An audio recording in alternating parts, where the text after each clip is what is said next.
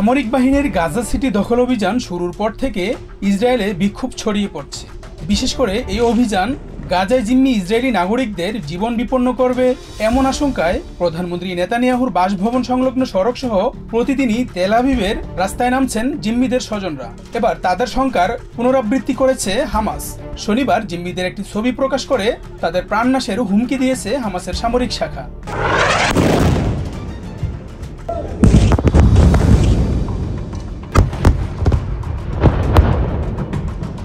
48 জন জিম্মির কথা বলা হলেও ছবিটিতে একসঙ্গে 47 জনের প্রতিকৃতি দেখানো হয়। সতর্কবার্তা হিসেবে ছবিটিতে লেখা হয়েছে, গাজা সিটিতে অভিযান পরিচালনায় সম্মতি না থাকলেও প্রধানমন্ত্রী নেতানিয়াহুর নির্দেশ মেনে হামলা অব্যাহত রেখেছেন আইডিএফ চিফ ইয়াল জামির।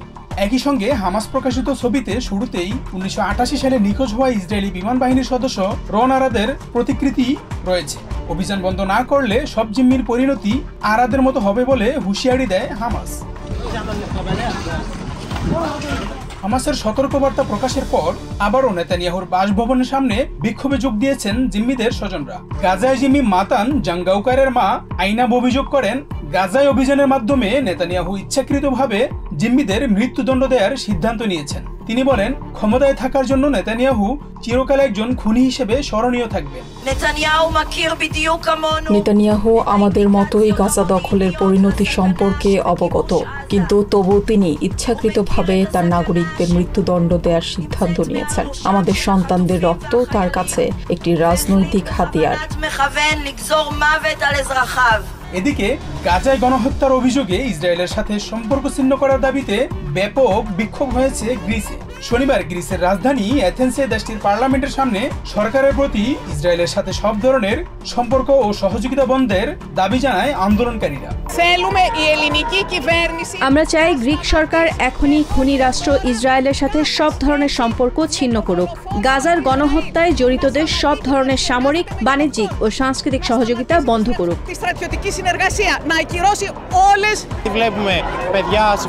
প্যালেস্টাইনে আমাদের বয়সী শিক্ষার্থীদের মৃত্যু দেখতে পাই, স্কুলেও বোমা হামলা হচ্ছে।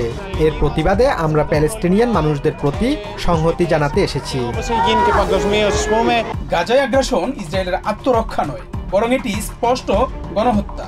এমন অভিযোগে ইসরায়েলের সাথে সামরিক, বাণিজ্যিক ও সাংস্কৃতিক সহযোগিতা বন্ধের আহ্বান জানিয়ে প্যালেস্টাইন মুক্তির দাবি জানায় আন্দোলনকারীরা। বিক্ষোভে নগরবাসীদের সাথে শিক্ষার্থীরাও অংশ নেয়। Shahnur Shahin, TVN 24 news desk. New York থেকে সম্প্রচারিত TVN 24 টেলিভিশন বিশ্বজুড়ে বাঙালির কণ্ঠস্বর।